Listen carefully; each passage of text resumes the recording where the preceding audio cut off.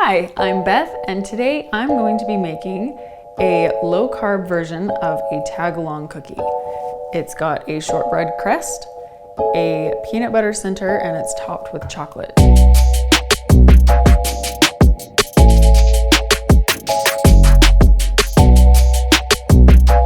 These cookies have 13 total carbs, 5 grams of fiber, which gives it 8 net carbs per cookie with the ingredients that I've used, and 8 fats and 7 grams of protein.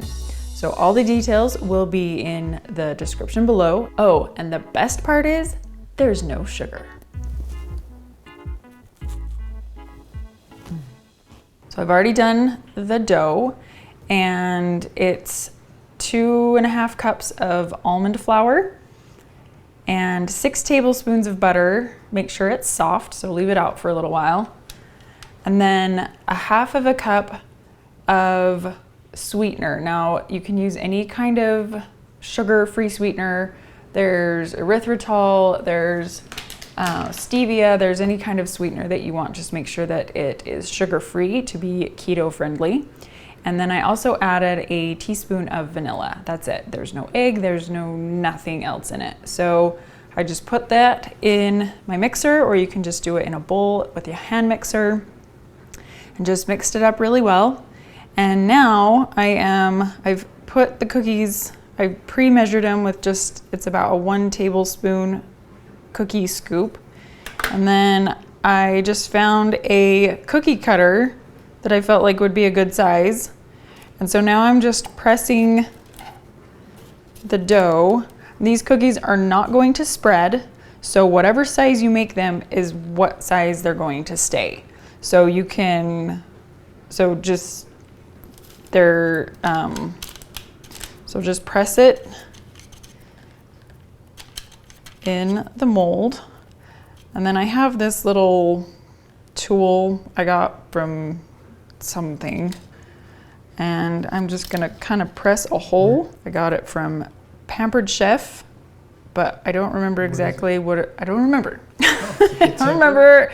It's a tamper of some sort. Just some kind of shape that you can use to push down. And I'm only doing this because we're gonna fill this with peanut butter and then put chocolate over it. And so I just wanted a space to put the peanut butter in. So I'm just putting a little kind of divot in the middle to fill it with peanut butter so it has somewhere to stay after they're baked. So I'm gonna finish pressing these into the mold and putting the hole in the middle, and then I'm going to bake them at 350 for about 12 minutes. And then they need to cool completely, and they will harden as they cool. So they need to cool completely before you do any of the filling or anything like that. So I will meet you back here after these are cooled, and we will prepare our peanut butter filling.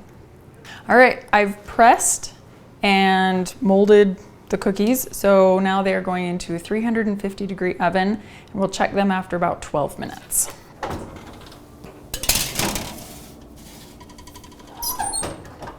Okay, we have our cookies. They are slightly browned on the edges, so you want to make sure that they're a nice golden brown. And now we are going to make the peanut butter filling. So, oh yeah, and they're cooled completely. They do harden as they cool. When I pulled them off the rack, they were still a little crumbly, but they're hard now. And so now we're going to make our filling. So I'm going to use, this is a natural peanut butter, no sugar in it. It's just peanuts and salt. And this is crunchy peanut butter. You can do this with creamy, that's fine too. We need 3/4 cup of peanut butter. And I love rounded measuring cups. They're so much easier to get things out of as opposed to the straight edged measuring cups. All right, so 3/4 cup of peanut butter. See how clean? And now we need Now you can do powdered sugar-free sweetener. This is xylitol, which is another kind of sweetener you could actually use in your cookies. The thing with your erythritol, you have to remember, is that it has a cooling effect. So a lot of times I'll do half xylitol and half erythritol, and just to give it kind of a different, so it's not so cooling when you eat something. So for this peanut butter part, I'm actually going to use xylitol. So what I mean by cooling is it actually, you know how your mouth tastes kind of cold when you eat like a peppermint or something? It's that type of a coldness in your mouth. And so with some desserts, it can be a little distracting. A lot of times if I make something like a chocolate chip cookie or something, if you eat it right out of the oven, it's really strong, that coldness in your mouth. But the next day, it's not nearly as bad. But with some desserts, and it depends on how much erythritol you use in whatever you're baking as well. So if it's just a little bit, it's not gonna be too bad in like a big recipe. But if it's a lot, then it is going to be more noticeable. So just keep that in mind for whatever you're baking. So you can use powdered sweetener, but I don't really care. And because this is crunchy peanut butter, it's not going to be too much of a difference for me. Like, I don't really care. But if you're using a creamy peanut butter, you probably do want to get the powdered sweetener. If you don't have it, or if this is all you have, you can just put it in a blender and it just powders it really quick. It's really not a big deal. But like I said, I don't really care. So we need 2 tablespoons.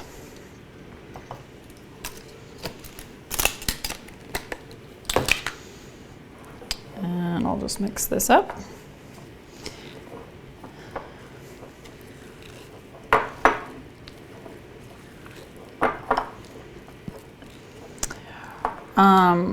We're going to scoop this out onto the cookies and then put them in the fridge for a little bit so the peanut butter can harden. It's been out of the fridge and so it's kind of soft.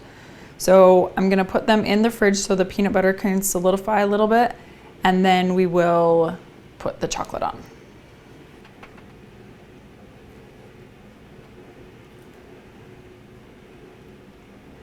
That's full.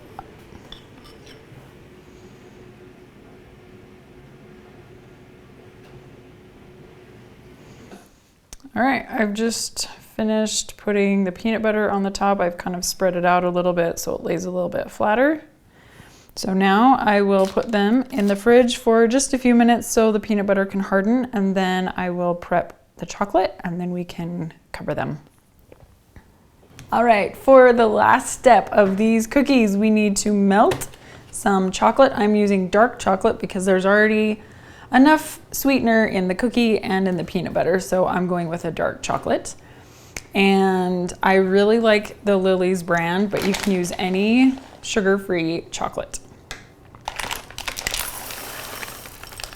So we're going to melt these in the microwave. Start at about 30 seconds, give it a stir, and then keep doing about 30-second increments. You don't want to just leave it in there because the residual heat from heating them will keep melting it. So make sure you stir it so that it will melt all the way without burning it.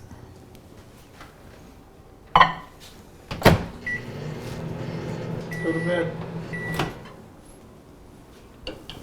Depending on your bowl, the bowl can hold heat, and so it can actually still melt the chocolate chips. So that's why it's really important to stir the chocolate every 30 seconds or so, because if chocolate burns, it's really gross.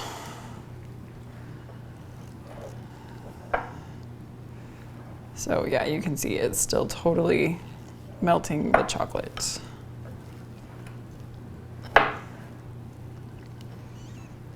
So kind of spread this out a little bit and go stick it in. I probably won't even do it for another full 30 seconds because this particular bowl heats up very quickly.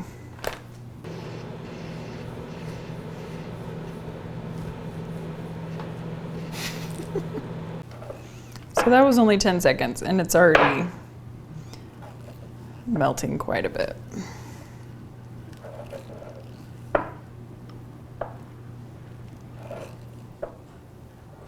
Okay, this is melted and I just kept stirring it and it just gradually kept melting. So that's why you gotta be really careful about not overheating the chocolate. I only melted this for about 40 seconds total and it's totally melted. So, but we need to thin it out just a little bit. So just start with a little bit of coconut oil.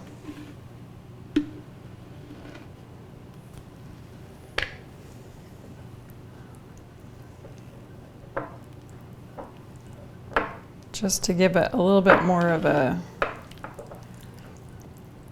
slightly thinner consistency so that we can drizzle this. I think I'll do just a little bit more. That's just a little thick, but really just a little bit.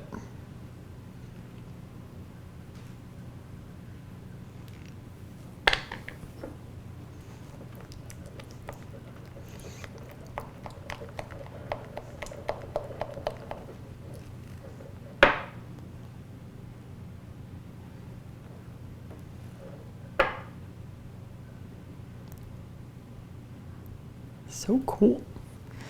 Okay, now I'm going to pour the chocolate over the cookies and I have them in, this is just the same baking sheet and the parchment paper that I baked them on.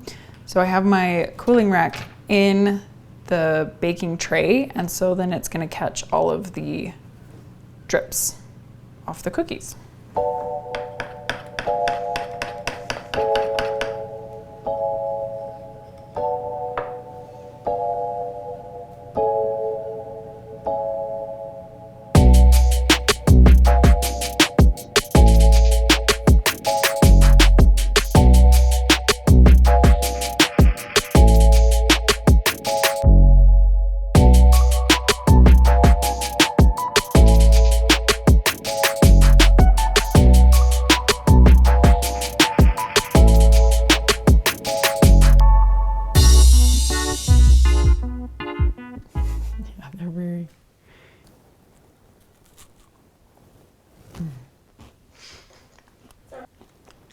This is really good, but I shouldn't have used just erythritol in the shortbread crust.